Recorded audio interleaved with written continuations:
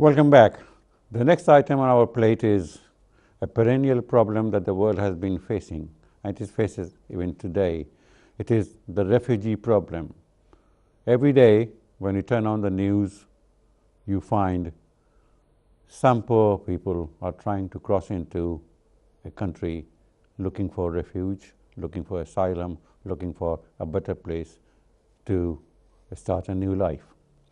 Bangladesh has been unlucky in that on its eastern border, Burma, which is known as Myanmar also, has been causing a lot of influx of Rakhine, Rohingya Muslims into Bangladesh. It is not just 2016, 2017, 2018. The problem is perennial. Long time ago, large number of Rohingyans were offered job opportunities in Saudi Arabia. That was the time of King Faisal. When the king died, the ruler died, the rules were also changed. And a good number of them found themselves not wanted. I had the opportunity while in Saudi Arabia to see that there were 3,000 male members from the Rohingyan community spending their time in prisons, and probably equal number of their family members, or probably more, in other prisons, especially meant for families. They did not want to go back to Burma. They did not want Bangladesh to go to Bangladesh or any other country, because they said that we have come here, we have settled here, we want to live here.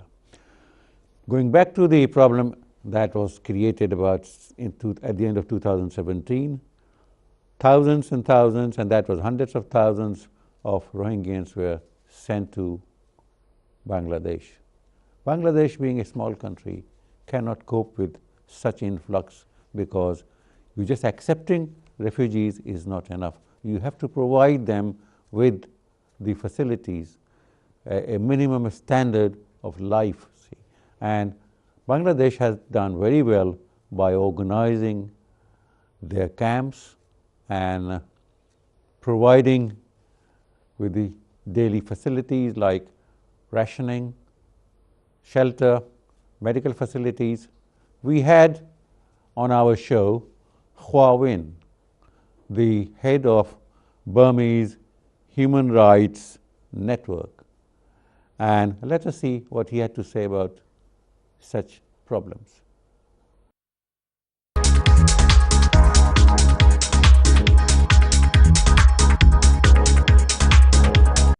We were talking about the difference of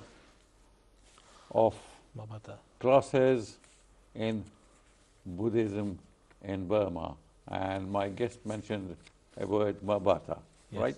Yes. It's a Mabata is organizations. They formed during 2012, and the main aim is to propagate anti-Muslim ideology, anti-Muslim sentiments across Burma. So these are very ultra-nationalist Buddhist monks, and they are the one who want elimination of Muslim from Burma. So they are running more than 10,000 schools in summer for the children, and the children, they are giving very dangerous ideology that if you buy any good from Muslim shops, and this money will goes to the mosque, and the mosque will fund the Muslim young men to marry Buddhist women, and then they convert to Islam, then gradually Buddhist country become Muslim country. So if you buy any good from any Muslim shop, means you are betraying your race, your religion, your country. So this ideology, dangerous ideology, hatred, has been putting into the young children, and when these children grown up, they are become agitated to the human rights and freedoms and equality, and this coexistence. This is a very dangerous idea which has been continuously putting into the young children. How realistic is this idea? Has it been happening that Muslims have been marrying Buddhist girls and their children would become Muslims? Actually, it is totally wrong. They just try to framing. The framing is, you see, if you don't do certain things, you are going to lose certain things. This is a theory of the framings. That's how they want people to react something.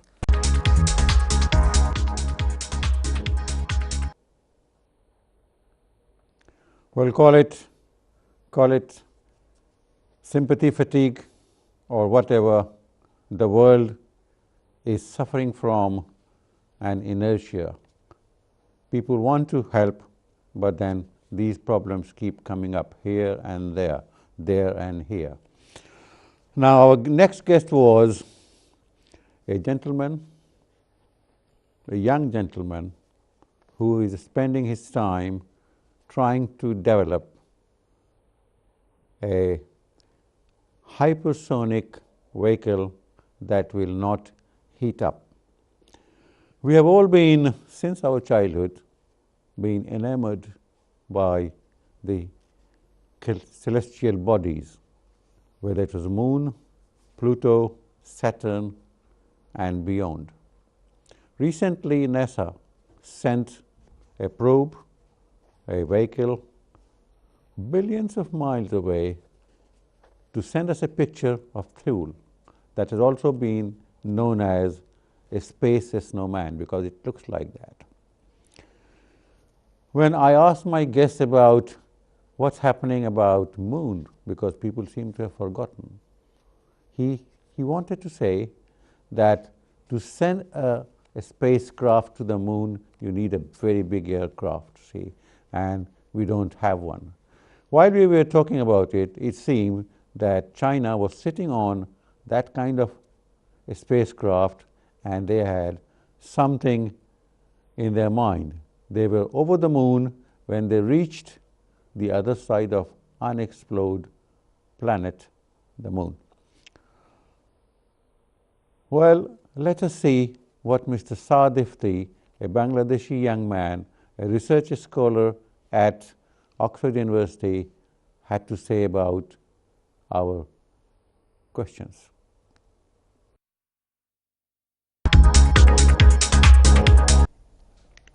Back. We were talking about outer space, and let's take a step out of this world. And I'm going to ask my guest, what is the prospect of finding intelligent persons, people, or a species in the outer space with whom we could communicate? We could go for a 6 months holiday. Is it possible?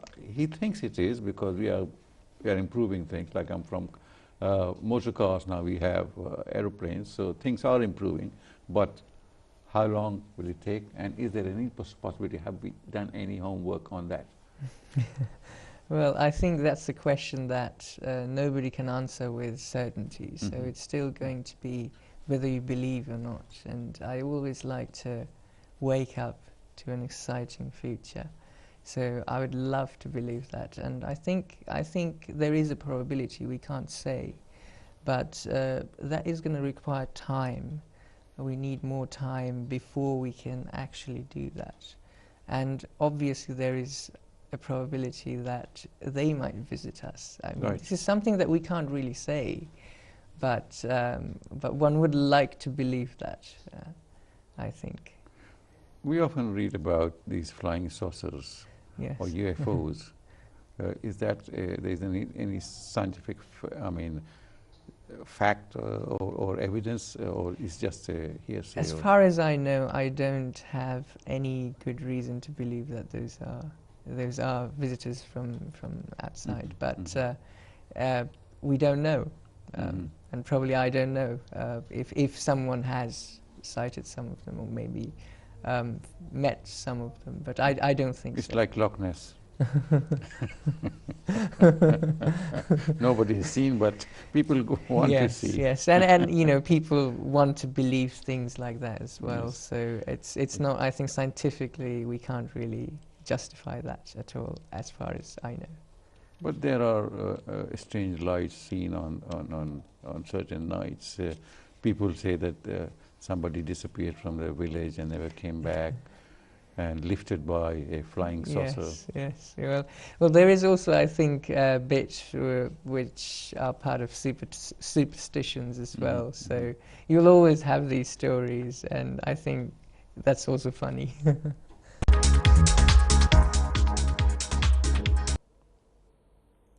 Well, that was Saad, a Bangladeshi scientist working, he's a Rolls-Royce scholar at Oxford University. He did his graduation from Stuttgart, did his master's from Stuttgart, and also taught at Stuttgart University, and he also worked with the Airbus company. My questions to him were direct and wanted to know about the possibility of living in a space and going to those planets, and he thinks that it will be quite some time, but it is perhaps a possibility. Now, back to Earth. We have been living on this Earth for quite some time. We do not know exactly what, billions of years, millions of years, but the recorded history is not that long. We have been not behaving very well. We are causing the temperature to rise and floods to cause. We are using ordinary things like plastic bag and causing problems to our sea, killing fishes, whales, and flora and fauna. Do we need to go beyond this system and live there and then create another problem? Isn't it time that we realize that this is our home? We do not have to travel beyond our means. We are living beyond our means, yes. We are using the Earth's wealth so much, say. We have populations to feed, we have distances to travel. We do not use, if we use fossil fuel, we are harming and damaging the environment. And these are the issues that should be concentrated rather than thinking of going to another planet, whether the planet has enough water for us, whether we will be able to survive there, whether we will be able to breathe there, or do we have to carry our own oxygen to be there and then come back. It might be an idea, an imagination to go there for sightseeing and come back. But if it takes 10 years or 20 years, that will not be a good idea of a holiday, because a holiday, as we know, is one of relaxation. But there are people, one gentleman in South Africa is trying to sell holidays in a space. And you will be surprised that there are people who are takers. Once I visited a doctor friend of mine in London, and on his wall in living room was a piece of document. I asked him what was it, and he said it was the property rights to about half an acre of land on Mars. And I said, who sold it to you? He said, through internet I bought it. For how much? For $100. You see, what a waste of $100, because if somebody has no authority to sell something, you can't buy it from him. So right now, we have to concentrate, I feel, in my personal opinion, we have to concentrate on our own world, try to make it a better place to live. Look at the state of affairs of our sea. The little plastic bag, which was free once, cost us 5 pence now, is now going to cost us 10 pence, but it does not solve the problem. How do you recycle it? How do you get rid of it? Because if it is burnt, if it is buried, it does not solve the problem.